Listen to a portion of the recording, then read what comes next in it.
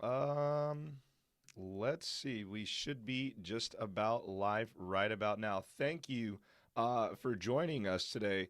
My name is Timothy Williams, and I'm here with an awesome guest by the name of Alex Hansen. Please introduce yourself. Yeah, hi guys. Hi Timothy. Thanks for having me today. So my name is Alex Hansen, and my pseudo is Alex Hansen too, because I've always been searching for one, but in the meantime, I just kept my name instead of the last name, so kind of sticked around, and I'm not sure I'm going to change anymore. I've been mostly playing Hearthstone for the past 4 or 5 years competitively. I Hmm. mean, not at I didn't go at master tours or anything, but mostly on the European, French, Swiss scene. And the Hmm. French scene we know is a bit packed because we see a lot of top French players going in top eights internationally. So even though it's the Absolutely. local scene, it's pretty stacked and really good players. Um,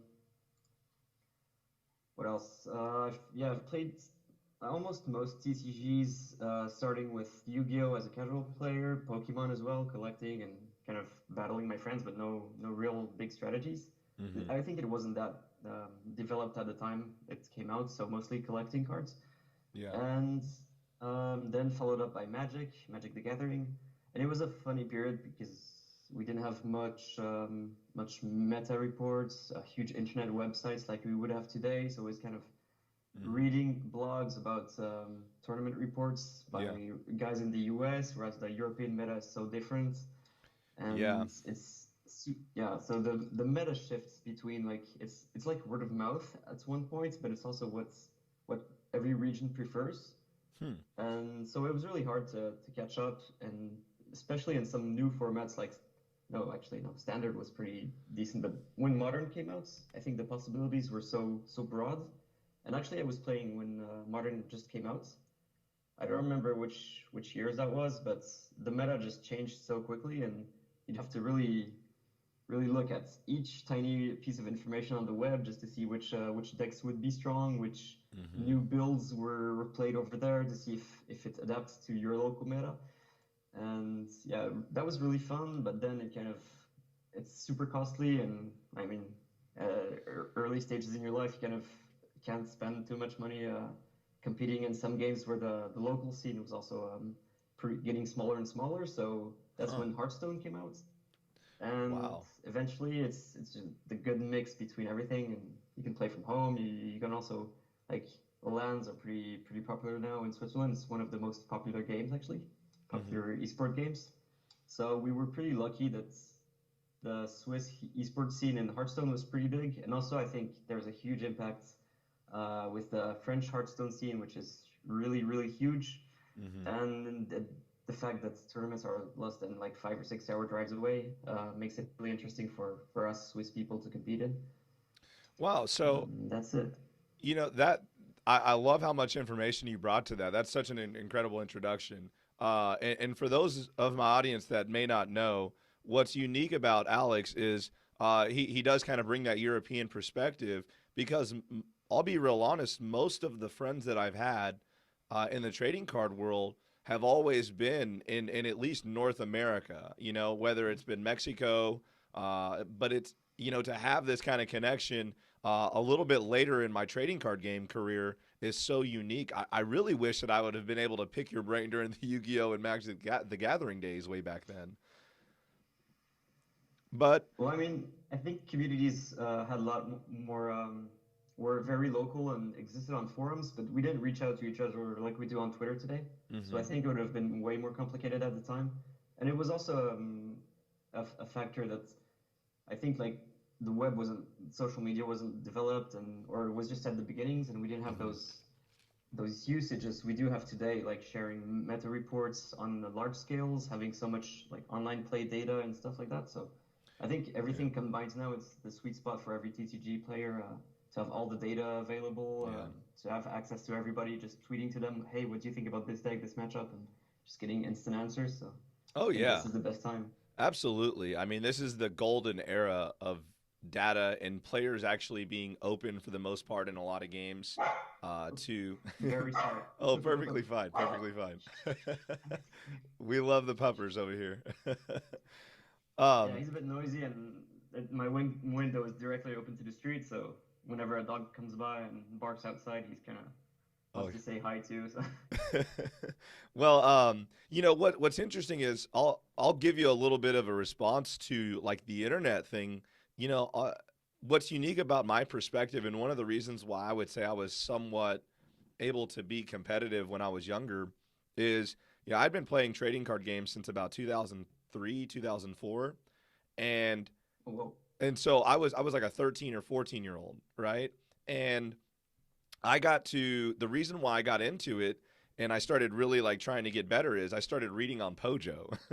And so like I started reading like Pojo like tournament reports just like you were talking about. And I started going to my locals. I went to like Books a Million, Toys R Us. I don't even know if they have those over there. I assume so. yeah, we do know Toys R Us, and we have similar stores. hmm so like bookstore basically and toy store, and then our local hobby store. I found that as well, and I eventually started getting into tournaments, and that's kind of what started my Yu-Gi-Oh career.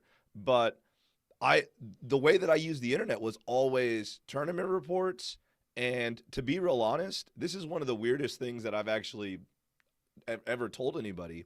I actually used to play online in Yu-Gi-Oh, like in 2004, 2005, on like this little like program called YVD.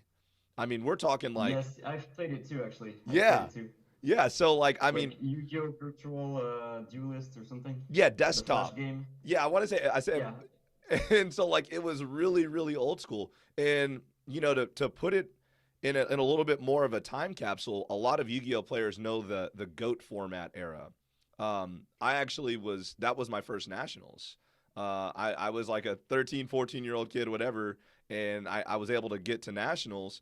And I remember the guy who won nationals was somebody that we used to play online with in like clan wars on YVD, and it was just incredible to see that like online levels were that high and it translated, so I do think that like back in the day that was the difference between like the super elite, because I remember there was even a Magic online client that still my friends to this yeah. day really like they really play a lot on. But so you guys never used like Pojo or anything like that, message board wise? I haven't heard about Pojo. Is it a message board? Wow, that's so interesting. So Pojo was like this national, I guess, and somewhat like North America like magazine. You can actually go to like pojo.com like right now if you wanted to. But like Yeah, it I'm just actually doing it. and Okay, yeah. and so Pojo used to like publish magazines that had card prices and like had all the cards in Hmm. them. And like so you would like flip through as a little kid and see all the shiny cards, and then if you went online, you could read tournament reports that were on there. And there were also websites like some people were too elite for Pojo, right? So they made like Yeah. their own separate message board that was even more inclusive. One of them was called Duelist Grounds. If you've ever heard of Duelist Grounds, oh man, Well, I wasn't playing Yu-Gi-Oh very competitively. I would mostly know about Magic forums or Magic websites. So there was a I think little bit of when I magic. played Yu-Gi-Oh, I was mostly. Yeah, Mhm. yeah, I guess. Yeah. I was gonna say there was a little bit of magic on Duelist Grounds, but go ahead. I'm sorry. Yeah, no problem. Yeah, let me just Google it too. Duelist Grounds. Oh man, Duelist Grounds Yeah. is legendary. So many. Okay, so it's is it like a forum, a message board? Yeah, so Oh, cool. like Pojo was like the PG, like the friendly, like big name players sometimes would post stuff on there and like would have magazine writers. But Duelist Grounds was like this. If you post a deck list, like get ready to be flamed. Like it, I mean, we're Yeah. talking like early Nice. 2000s, like mid 2000s internet. I mean, it used to be a little savage, if I'm being real honest, but it was filled with like some of the best players in the game all the time. And they would drop text, like say there would be a brand new tournament that was coming and that was about to be played. Like sometimes the new tech, single card tech or whatever, would come out on that message board before the tournament was played, and it would dominate. So like it was just really unique to like have those perspectives growing up. So I've always kind of had like online sources, but I've never seen data like we have in Hearthstone today. Yeah. Incredible. Yeah, I think not even a Hearthstone. I think like Magic Gathering has its own online game. I think any online TCG or any TCG that has an online version, Mm-hmm. even Pokemon. I don't know if you can gather much data from the Pokemon TCG game, but as long as it's online, I guess people write down win rates, write down matchups and everything. So I think we never had access to so much information that Mm-hmm. I think really thins out the good and bad decks. Yeah. At the time, you used to discuss which were good and bad decks, good matchups, bad matchups. Now you just have like thousands and thousands of people saying so and Mm-hmm. giving you hints what works, what doesn't, trying thousands games with one specific card tech in a deck. So I think that's really interesting. Hearthstone is probably the most advanced in that sense, which on like you have the tracker goes directly to HS replay, and you just have Yeah. instant data from whatever. And it's really interesting because when you see a new rotation and a new meta, you actually see like even 3 days after, you almost have optimized decks, Mm-hmm. optimized lineups.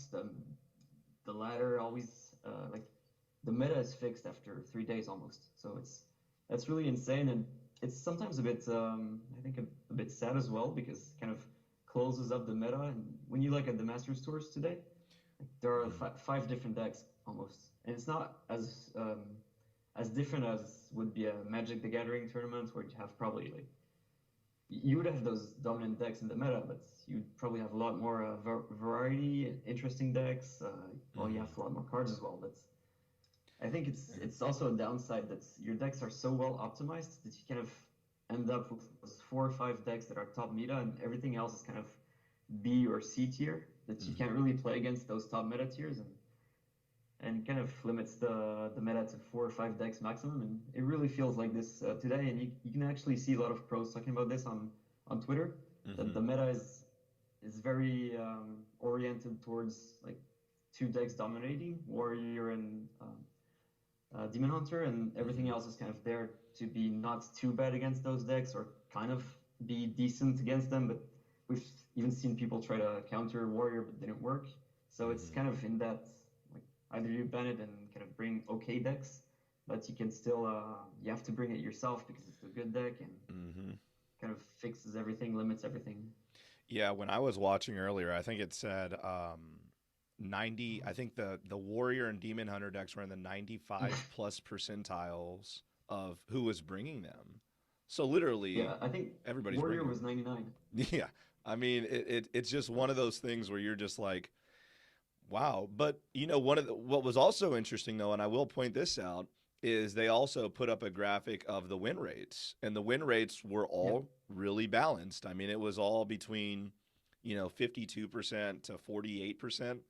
I think was maybe the last, yeah. and so when you talk about that kind of data, Hearthstone as a game seems to be achieving what they want, right? Which is win rate is basically all kind of even. There's no one necessarily dominant deck, or is that just because it's Conquest? I think both. Yeah. It's interesting because data from HS Replay is ladder data, Mm-hmm. and tournament data is always so much different because people build decks differently. Mm-hmm. You kind of have something you target in mind. You have to be good against the stuff you don't ban, so you kind of orient your decks in that sense. Mm-hmm. Whereas ladder, you try just to be the most consistent possible, and you always obviously try to play around everything, but you can't take too many cards in ladder because obviously it doesn't work as in conquest. You just like play against 3 or 4 decks you kind of can anticipate as well. Mm-hmm. So it's That's there's a very lot true. more deck building and it's a lot more intense in conquest. So yeah, I think it's interesting as well to compare the win rates. Indeed, everybody brought Warrior, but there were some strategies coming out of. I hope we see a couple in top 8 as well. That's Mm-hmm. either leave Warrior open or try to. Well, yeah, if you leave Warrior open, you try to counter it. It Mm-hmm. hasn't seemed to be proven a lot. I've seen Yeah. some guys leave Warrior open. Like I think we saw Blazes Mm-hmm. yesterday that had Warrior open and just wrecked a Druid turn 4 or something because he just had that crazy start and you can't do anything against it. And Yeah. that's just what Warrior does. Like that's just what top tier decks do. So when you try to Yeah. counter them, you kind of I don't think it's probably the best strategy to try to counter the best deck, but at least you can try to counter the weapon archetype, which Hmm. Demon Hunter has. Rogue can use a lot of weapons, so if you have like I don't know the name in French, in English, sorry. What's Is the it guy that destroys a weapon? ooze? Yeah, The acidic ooze. ooze. Yeah. Yeah, okay, yeah. So you can have oozes and stuff, and the guy that freezes as well. Like, sorry, I don't know the English names. Oh no, it's perfectly cool. Um, yeah, so I think it's going to be interesting to see the top eights and see if yeah, the fact that 99% brought Warrior, if it was really like the dominant deck, if people can build around it in conquests. I think Hmm. that's going to be a really interesting question. Hmm. But definitely on ladder, it's really the best deck because Yeah. I mean it's so stable, and actually it's even one of the I think it's really a good deck right now because it has the most tutors, it has draw. Every card almost synergizes with at least one or two other cards in the deck, so Hmm. it's not like those Highlander decks where you just put a card, high roll, and of course the outcomes are always good, but you just have Yeah. so many independent cards that work independently. Whereas Warrior, you can just combo with anything, which is why it's so powerful. I think that you bring up a good point about it being all the cards being good, and it's so versatile. Like one of the big criticisms of like Rogue has been that it cannot close games as strong as it could before with, Leroy Jenkins. And so when you look at some of these decks, like even Druid, on Druid, if you mill Mountain Sellers as you're going ahead and trying to turbo, or you mill critical minions, or you just maybe have to expend your free mana cards early because maybe the deck you're playing is just going really heavy tempo. It puts these decks in weird positions. Whereas Warrior can take damage and gain armor. It can board clear. It can be aggressive and put threats on the board that are basically what I call floating cards. We've always called them floating cards. Like if you have a card that can generate another card, it basically gives you a floating card at Yeah, plus ones, and then it has the weapon aspect of it as well, where it can generate advantage that way. I mean, just Warrior it is the best all around deck, and it really does put a big problem with the meta because how do you counter that? There's not been a successful hard counter, and that's kind of what we're seeing in the Grandmasters. That's why so many people are banning it. yeah. Actually, what's interesting in the win rate of Warrior is if people leave it open. I think the most interesting stat is like the number of bans and the number of times it's been played, Mm-hmm. because people leaving it open obviously try to counter it or have a good lineup against it. Mm-hmm. So the fact that it has 50%, even though people try to counter it, is still silly impressive. Oh yeah. Because that means people that leave it open, are super confident against it, and they still have 50% win rate. They're not like 55, or they don't really beat it. They kind of are average against it, which shows how the deck is stupidly good right now. Yeah, and at least I guess the only thing that a lot of people are happy about is at least it's not Demon Hunter. That's just Yeah, smacking yeah, people in the face and generating cards, or not necessarily generating cards, but having cheap cards that end up snowballing into insane advantage or damage. But yeah, I don't know. It's really interesting, and there's been some sad moments watching the Grandmasters tour too. Watching Purple. Honestly, he's one of my favorite guys that I watch streaming just because I love the music that he plays, and it's so weird. no, yeah, But I was so sad to see Purple just continuously get. I'll be real honest. What I thought were bad rolls for the most part, because I think he's a really good player. But there have been some really cool moments, but some also real sad moments in the Grandmasters so far. Have you? yeah, yeah, yeah. Indeed, I think. I was going to say, have Yeah, you been rooting sorry. for anybody? Of course, yeah, the French players, Mm-hmm. obviously, Mm-hmm. because we see them a lot in lands. We play against them, and it's kind of it's the closest community we have in Switzerland. Mm-hmm. Since we don't have a Swiss Grandmaster, I hope we do once, because Hypno was really on fire for the first Yes. two Master Tour stops, and now he's kind of consistent, but doesn't, I mean, gets high rolled a lot. I saw a couple of his tweets, like a screenshot of the games, but like getting Galacrons plus Crons on turn 7 against you is pretty sad. Mm-hmm. But I mean, yeah, the French community is really cool. They're great people, and they're always super expressive. Especially if you look at Felcade, he's always Oh super yeah. cheerful or always reacts in super funny ways to the game. So I think that's also a big part of the show. It's not like some players are super stoic through the whole game and just don't show any emotions. I think it's a fun game as well, and there's so much RNG that you can't just be mad or be happy. You can just like react Yeah. I how mean, best you can to the game. it just kind of happens. And um, hey, so I wanted to ask you actually.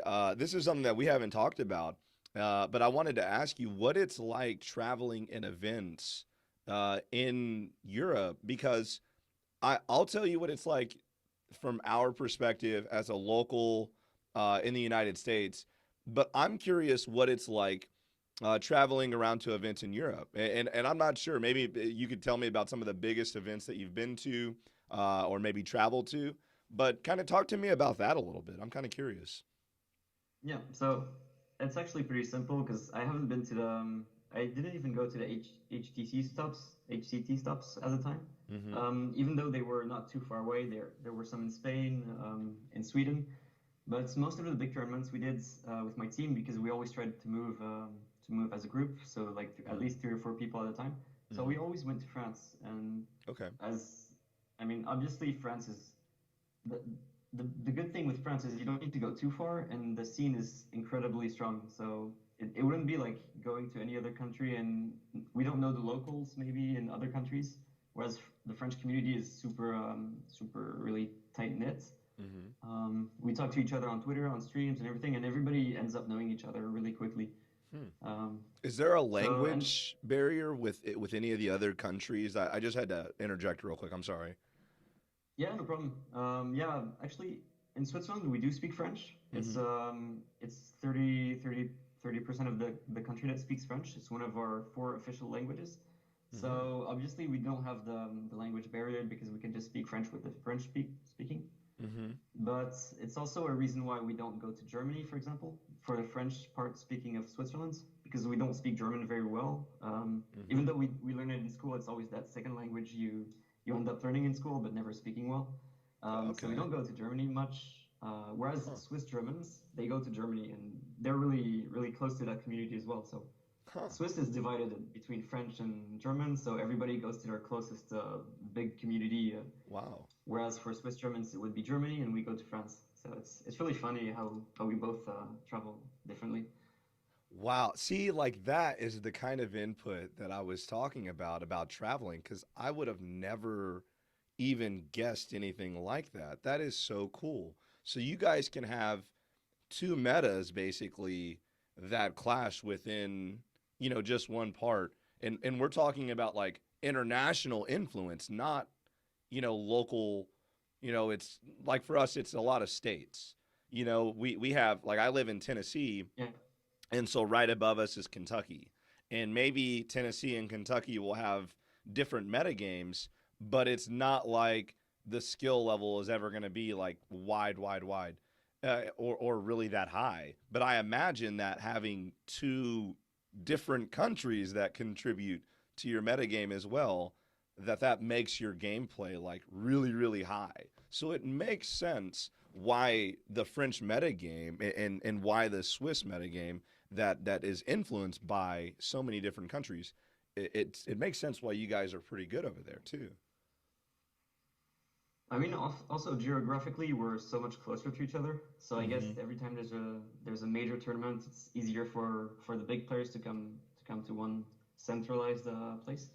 Yeah. And I mean Paris, Berlin are very centralized. So every time there's a tournament in one of those big cities, it's pretty easy for everybody just to travel in. And I guess like by airplane, you could probably go to each city at a time. That would it would approximately take like 2 3 hours by airplane for everybody in Europe. So I Hmm. think this is also. I mean, America probably you could probably do the same. I don't know how much time it would take to cross the entire country by Oh, airplane or I can like tell you 9 hours. about that. I can tell you about that. So, okay, let me give you a little bit of from our perspective traveling. So, I live in Tennessee, and we were so focused on like the local area that we compared ourselves to like other cities. Like we weren't even thinking about Kentucky or Georgia or Louisiana or anything like that. We were concerned with like inner cities. And granted, the cities were probably distanced by about maybe 45 to 50, 60 miles. So like we're all relatively close. And this is before the age of the internet.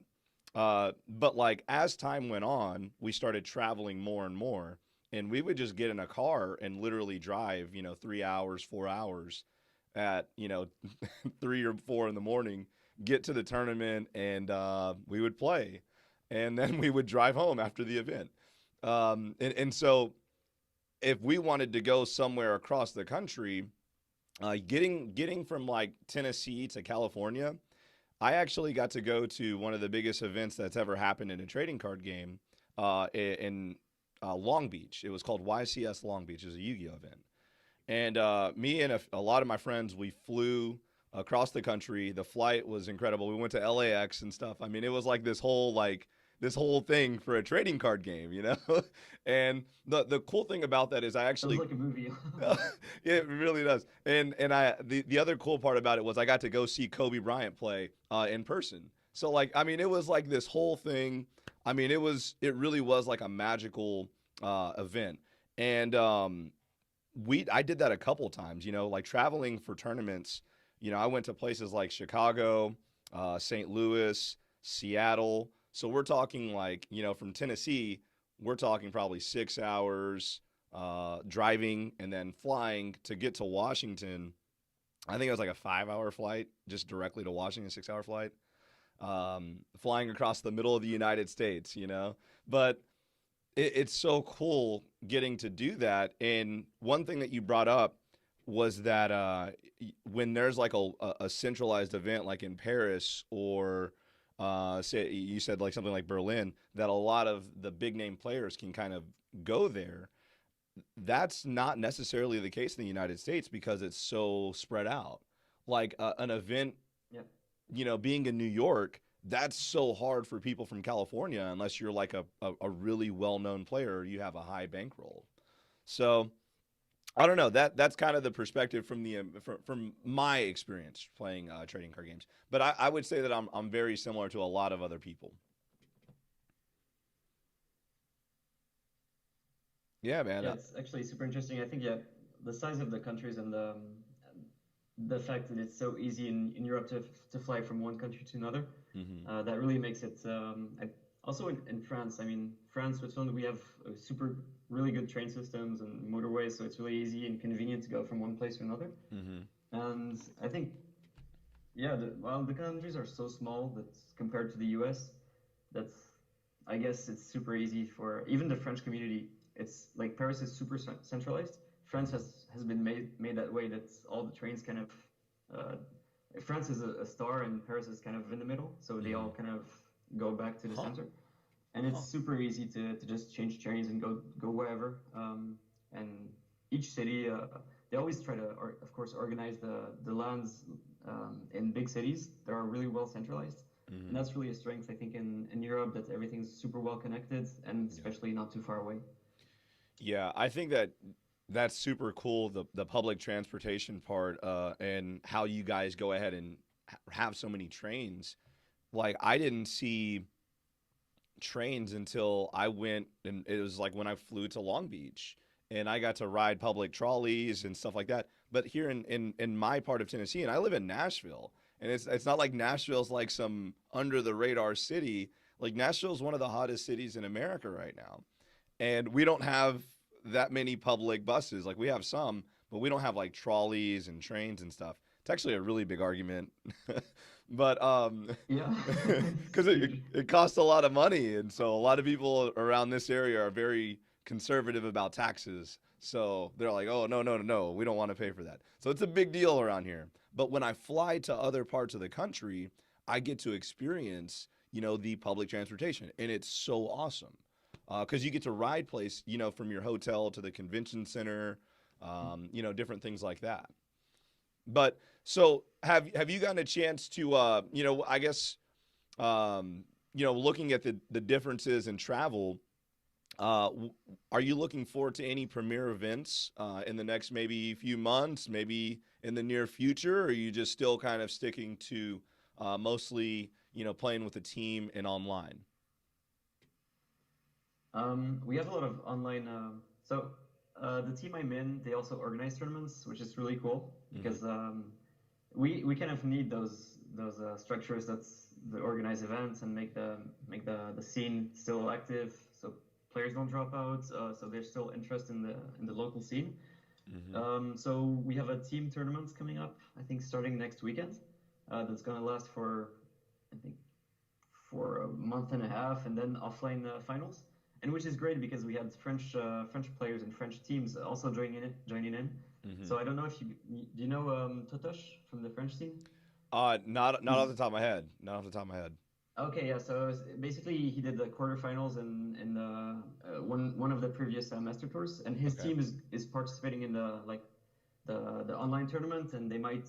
I mean, if they qualify, they can join us in Switzerland for the top four finals, which is really cool because we always have those.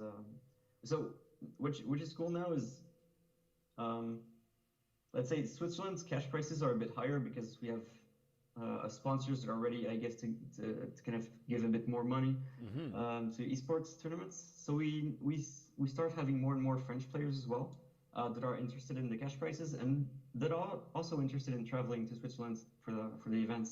Yeah, that's Um, cool. like a funny thing is a, a city close to mine. I live in Geneva, which is really surrounded by France. And there's Lausanne, which is a city 40 minutes away by car. And they organized a huge Hearthstone tournament 2 years ago, and the cash price was actually pretty decent. So the tournament only had 32 players, but they invited 16, and they also did an online qualifier for the 16 others. Mm-hmm. And for a top 32, the cash price was actually, I think, a bit bigger than the big French tournaments that have like 128 players, Hmm. or 126, sorry. And wait, Wow. 32, 64, no, 28, 28. So that's kind of motivated the French scene to come as teams, and some even French like big French casters came to cast the tournament and everything. So Mm-hmm. um, That is yeah, we really have cool. trains that come easily from Paris to Switzerland. So like, all of that kind of makes the tournaments really interesting. Mm-hmm. And therefore, I think it's really good that we also have those synergies starting to build up and ramp up with France. Uh, That is really cool. I mean, we don't necessarily have, at least what we always felt in the Yu-Gi-Oh community, and I'll speak for that for the most part pertaining to like international, but like the United States and Canada did used to have a little bit of a rivalry in Yu-Gi-Oh. no, that's cool. Because I mean there was definitely some awesome Canadian players. I mean, I don't know if you've ever heard of the Bolito brothers, Dave Bolito or Del Bolito. Oh man, and I can't remember the other guy, but there's just so many like international known players that were just really good, and a couple of them were from Canada. But I always just remember it was so cool when European players like would fly to Yu-Gi-Oh tournaments and to just different major events, and so I don't know. I guess what I'm kind of getting at is what do you think are some of the differences between like maybe the experience in Europe versus the experience in America playing trading card games. Like, what do you because obviously there's a difference because sometimes you guys have a way different meta than we do, Yeah, and it's so strange to me. I don't understand it. actually, I wouldn't know. I can't say why. I mean, there's no explanation why the Asian meta and the European meta and the Yeah. American meta is so different. I think it just depends on. Yeah, actually, I don't know because HS Replay, even when you switch servers, you just see how different it is, Mm-hmm. and it kind of doesn't. It wouldn't make sense, I guess. But I guess it's what everybody prefers to play. I don't know if like Asians in TCGs in general like to play more aggressively. I think in Hearthstone the Asia servers is mostly is a bit more aggro than it is in Europe. Hmm. And I don't know if I don't remember what I heard about America. I play a bit, but I'm not top legend in America, so I can't really say what the meta is at a really good level. But Yeah, I mean, I don't know. I think Europe plays a bit more control sometimes when you see sometimes what they bring to um yeah, I don't know. I think it's maybe in our culture that's it's hard to say. It's not the data obviously because otherwise the data would just everybody would be playing the same meta. Yeah. We probably still have some personal preferences per country, per continent. Yeah, it's just super interesting because it's like that in literally everything. So I guess it makes sense that we would have differences. I mean, when you think about even in the sports world, there's differences in the way that we play soccer or football, as you guys call it. Yeah, There's differences in the way we play basketball. Uh, I'm sure there's differences in the way that people approach, Olympic, weightlifting and things of that nature. You always hear about the way that Russians yeah, train compared to everybody else and things of that nature. So it makes sense that there's a difference. I just wish that there was a way to pinpoint like why it was the case, even in trading card games. hmm, Because I mean, if we're using the same cards and we're all trying to win, it just seems like, or at least, there's at the competitive scene, they're all trying to win. It would just seem that there would be some like like you would see the same thing almost in every metagame, but you don't. And it's always been that way. And I will say this, I think it comes down to in some cases the way that some people think about the games and the way that cards interact. Like, for example, where some people may see, oh, this card is really good because it's a +1. Maybe some other people's way they judge a card is, I like this card because it gets me closer to winning a game via this combo. Maybe it's just a difference in the way people see cards and value how good they are. And then all the ways that they play the cards, there's so many different decisions that go into playing cards. So I don't know. I can't put my finger on it. I don't know either. But I've just always thought it was strange how we would have the same banned list or we would have the same restricted list, yet the meta is not the same. And I will yeah, say this right. in the OCG, particularly in Asia, there were instances where like cards were cheaper. You know what I mean? Like they would be printed a different Mhm. rarity. I'm not sure how Magic the Gathering treats that though. Yeah, Like, actually, I used to buy Chinese cards because they were cheaper as well. oh, well, there you go. See, I didn't know that. Because like over here, there was a period where we wanted to have foreign cards. Like Yeah. I had French, Oh, Yu-Gi-Oh cool. decks. I had Italian Yu-Gi-Oh cards. Like I used to have foreign. Like that was the flex over here. It was like, yeah, dude, you can't even read my cards. Like, but that was the thing. So, but the thing was, getting Italian cards and French cards, it was more expensive. That's why it was a flex. So, Oh, whoa. Because actually, we get really cheap German, Italian, and French cards. Like the most expensive ones, average cost would be English. The most expensive would be Russian and Japanese. And all mhm. the trash tier languages in Europe are Italian, German, and everything like that. Oh, So yeah, maybe I could send you a bunch. Just I could get them probably 2 or 3 times cheaper than you would. oh, So I just mean, give me a list and oh yeah. Hey, there was a point where literally I would get on Germany's eBay, and I would get on the Italian yeah. eBay, and I would get on the French eBay, and I would literally look these Yu-Gi-Oh cards up, and I would buy them. And sometimes the price would be cheap, but like as time went on, other people started catching on to this as well. So like, the prices went up. And I don't know, is it pretty well known that like the Italian shipping is like sort of sketchy? Like we were always kind of like nervous about ordering cards from Italy because the customs were so strict. I don't know. Actually, I wouldn't say so. I mean, it's probably different from the Yeah. US rather than in Europe because in Europe we Yeah. probably don't have a really costly or weird. I mean, it's super quick because it's only one country apart. Wait, so how quick can you get mail from like France? Like say you ordered a card from like French I don't know, Troll and Toad, whatever it is over there. Do you have Troll Yeah. and Actually, Troll and Toad. I actually ordered stuff from there at the time, and it actually took like 2 or 3 weeks. That So is that would be tremendous. the opposite of you ordering from Italy. So, and I was actually pretty scared about my shipping because it took two more than 2 weeks. And I was sending them messages like, "Come on, guys, where's my package at?" I wish I would have known you then. I've been to the Troll and Toad factory. Okay, I've been because like when I was I think when I was like 19 or 18, so this is like 10 years ago. Me and I used to like we used to have card pull groups and stuff like that. So the friend that I was card pulling with and like we had binders, we decided to drive to Corbin, Kentucky, where Troll and Toad is located. And Whoa. the big thing was like they had a 1,000,000 square foot facility where they had all their cards. And I was like, no way, for cards. And so we pull up to the facility, and first of all, there's nothing else out there but this gigantic warehouse where we walked into, and there was like an office and stuff, but like we got sent to some weird place where there was nothing but just like a card case and a bunch of cards. And the guy just went through our collection, gave us a check for like a few thousand, and then we were on our way. So like Troll and Toad is Whoa. super legit. They're super legit, but it was just like so surreal to see something like that. I was like, wow.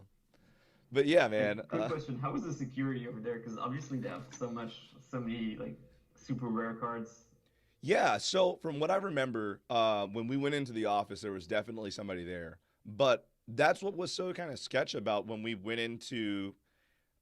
Man, if I could give you a scene, it would be like where they keep airplanes. Like it was that big when we walked in. Yeah. We walked into a building. It's Whoa. just that much space. So like I'm sure that there's like cameras and there's like all sorts of stuff set up Yeah. there.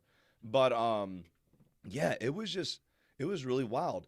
And honestly, uh, you know, I imagine that that's what a lot of these card places are. I don't know if Toy Wiz is big over there. In Europe, I know Toy Wiz was really popular. TCG player. I don't even know where TCG player is Let me though. check. I think. Do you know Magic Card Market? Never used it. I think that could be European. I'm not sure, but I think I've read somewhere that it was. I'm not sure though. But yeah, we don't know. I guess especially since the internet has come, we just don't know where the things come from. Yeah. Yeah. Uh, it looks German a bit. Let me just check. Yeah, I googled it and I If couldn't. they have an about us section, I'll probably figure it out pretty quickly. The Okay, only. yeah, that's in Germany. So card market, um, yeah, Magic Card Market and cardmarket.com is Okay. actually located in Germany, but I could probably go there. It's probably like 5 or 6 hour drive. Yeah, so that would be similar to what we did in driving to that place in Corbin, Kentucky, because it was Yeah, a little bit of a drive, man. It was a long car ride, but I mean it was worth it. It was yeah, definitely worth indeed. it. But yeah, so I don't know. I've been able to meet friends in the trading card game from all over the country. Like I remember when Hurricane Katrina happened, people literally got evacuated from Hurricane Katrina in Louisiana, and I was playing against some of these people in regionals, and talking to them, and I saw them post online, so I talked to them online. But that's the one thing that I've always really respected about trading card games is how awesome the communities are. In a lot of the games, I mean, you can find great people in every community. And so I don't know. It's really cool that I was able to connect with you. I really appreciate you coming on. Um, I'm trying to think. We talked a little battlegrounds before we got on. We can kind of finish this off with talking a little battlegrounds. If you go ahead, if you're okay with that. Yeah, kind of. Yeah, it's not my strong point, and probably Yeah. won't have any really good feedback for anybody out there. So. Oh yeah, purely entertainment. We are not Bob's Tavern, all right. Perfect, perfect. But the one thing we were talking about before is how unique Battlegrounds was in the sense that like this new upgrade, this new patch that they have, you've got new heroes, you've got a ton of new minions. Like Battlegrounds is so unique in that sense. I tried playing a game and I couldn't like there was too many things going on. Like I didn't know enough of the new cards to be able to play a strategy on the fly. So Yeah. I don't know. It's just so unique in that sense. And I really got to give it to Blizzard and the people at Hearthstone. They did a pretty good job with Battlegrounds. Honestly, yeah. I think in all the I haven't played the Dota other chess, but I've played a bit of TFT when it came out. And I feel like Battlegrounds is compared to TFT, it's a lot easier to handle, and especially I think they've oriented the game in a way that you probably have a bit less options Mm-hmm. because you only have 7 slots on the board, and Yeah. obviously you don't have so many I think characters. Probably now you probably have the equal amount than TFT, but I think the interactions are a bit easier to handle and to approach, whereas the strategies are a bit also more limited, which is pretty good because where it's complicated is really the transition, the early builds, the mid builds, when to know when your build is good or not, how scouting works. It's Yep. really different in TFT, whereas in TFT you can just look at everybody's build. There you really have to keep track of everything. So I think it's really challenging game as well, even though it's simpler. Mm-hmm. I think it's like Hearthstone is to a TCG. It's a lot more simple because you have less cards, Yep. and obviously you have a lot of limitations. Like you don't have much card draw, you don't have any tutors. Um, and it's kind of the same thing. And the RNG, like TFT does have some RNG, I guess, for critical hits and stuff like that. Mm-hmm. But I feel like Battleground is really like the RNG God's game. So you could either go super well or super bad, and I think that's a really fun addition. And I think the powers kind of snowball in a good. Like, they don't RNG too much, but there's a snowball effect that's also like depending on where you attack, you could like keep the key pirates active and alive and continue your combo. So Yeah. I think it's really well implemented and it's a really good addition. It doesn't break any strategies, it just brings new synergies, and it's really well done. Oh man, I the some of the interactions are just. I feel like be really skilled at battlegrounds, you have to literally know almost every. You have to know the card pool, and then you have to be able to come up with these combos as the tavern is refreshing, and basically know when to sell, when to hold on, when to power Yep. level, and all of these new pirate cards that they added have completely blown apart my strategies on there. So I'm like way back to the drawing board on there, and that's one thing that I can appreciate about battlegrounds. It's a little bit different in the sense that I always kind of compare it to like standard because it's the easiest thing for me to Mhm. compare it to because it's the same game, but or it's Hearthstone is what I should really say. But when I look at Hearthstone standard, for the most part, there is some change with the way that they introduce new form or new formats and things of that nature. But with battlegrounds, there is radical change when they release these patches, and I can appreciate that. But man, it just takes so much to be, I think, really skilled at that game. So I do appreciate like the streamers that do these combos. Like I'm sure you've seen the Cadgar thing that a lot of people were doing, like Actually, Cadgar. no. What Okay. is it? So it was like Cadgar and Bran the Bronze Beard. And so the goal was to acquire both of those minions on the board and then get to. So basically, you had to be tier 5 because you wanted to see Bran. So once you saw Bran off of a triple, you could sell all of your board. And at 20 seconds, you could legitimately close the client, reopen it up, and then have just Bran and Cadgar after you like sell or whatever you upgrade. And so when you close the client at 20 seconds, and you open it, if you survive, it gives you like 120 seconds on the clock. Okay? And with that 120 seconds, you have to use Cadgar and you have to use Brand the Bronze Beard and you have to find tokens. And keep in mind, you're on tier 5. So every token that you get, like, say you get the Murloc token, it's going to make, I believe, 2 triples automatically when you play it because of Cadgar and Bronze Beard. Okay, yeah. And so you basically snowball all of these tokens into a bunch of triples. And I've seen some streamers get as high as like 17, 20 triples off of this. And you end up basically acquiring and with like 20 seconds to go, you kind of finish off your tripling and then you sell everything that you need and you just have the Murlocs and you play your Omegasaur with the Bronze Beard to get like Divine Shield, Poison, blah blah blah, and you just keep playing pump spells in the Omegasaurs that you found. But like it's incredible to watch. I wish I got to show you a video because it's tremendous. Okay, it's my favorite thing to do. But the problem is, it's so hard to do that. When you mess it up, it is Yeah, I guess. you're done. Yeah, the other combo I knew about was, which was actually pretty fun. I've never really achieved to do it, Hmm. but I've done some similar stuff. Is when you get that bomb that does 4 damage, and you get like the Baron that doubles the death rattles, Yep. and you can kind of get there's a Exodia build where you can kind of like get everything to explode, Yep. and that's actually super funny. No, actually, it's not with that one. I think. You need the goal, Yeah, I believe, right? Like the yeah, the ghoul is yeah.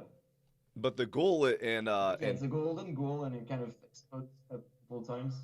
yes, it's incredible to watch anime too because you're just like, what just happened? But Yeah, exactly. It's so complicated. I mean, I don't know it really well, but it's a bit complicated as well, so it's hard to explain. oh So I guess yeah. it's easier to watch. I don't know who did it. I think maybe Crip did a video about it. Yeah, I think he And it's yeah, definitely it's did. really fun to watch. So anybody should directly type Exodia and Battlegrounds on YouTube and watch it right after the stream. Oh yeah, absolutely. If you're into some great battleground stuff, and it is super entertaining. But hey, Alex, I just wanted to say I appreciate you a ton for coming on.